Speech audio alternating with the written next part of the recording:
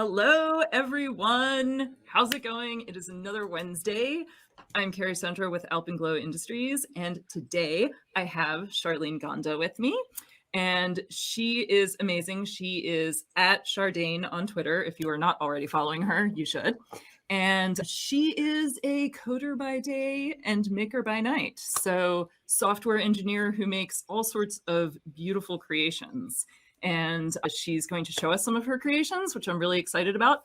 And we're going to make one of her creations, which is this really cool twisted LED ring.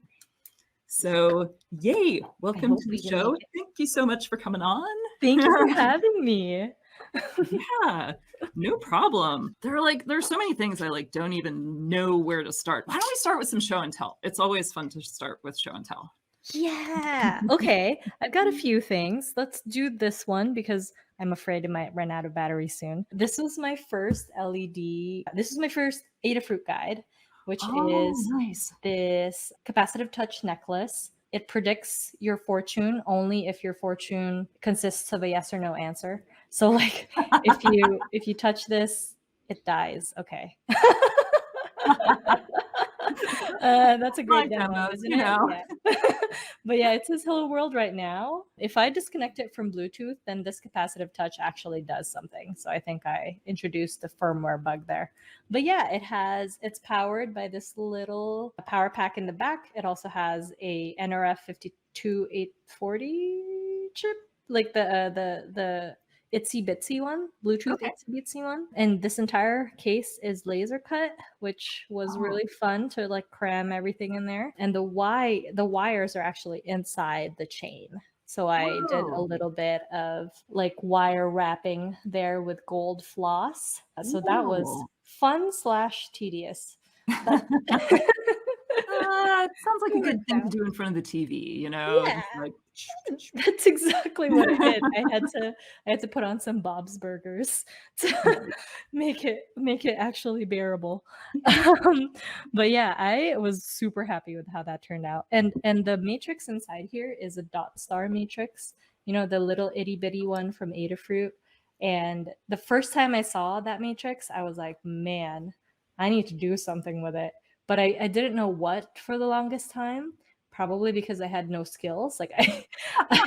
I learned about that matrix kind of early on in my maker journey, and I just didn't have enough of a creative toolbox to make it happen. But that sort of black LED obsession actually started with this guy, this ring. Oh, cool. And I just have to interject and say how yeah. I love how you just sort of unabashedly covered a corner of the matrix in design, because it looks so cool and it works so well, and yet I feel like I would have done the engineer brain thing of I can't cover any part of this, right? I have to incorporate the whole thing, but you just decided to block part of it and make it a different shape, and I think that is super neat.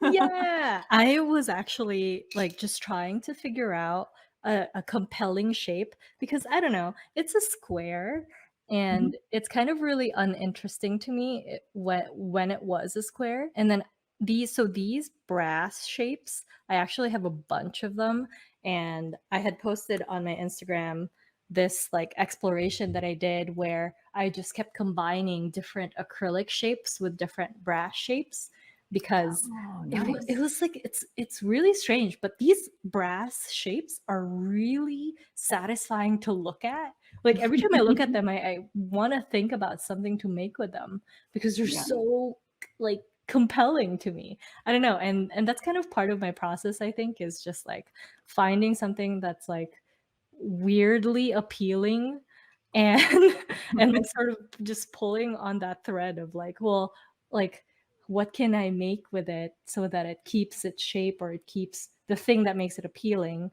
but then with LEDs. I like it. LEDs make everything better. Everything. It's a proven fact.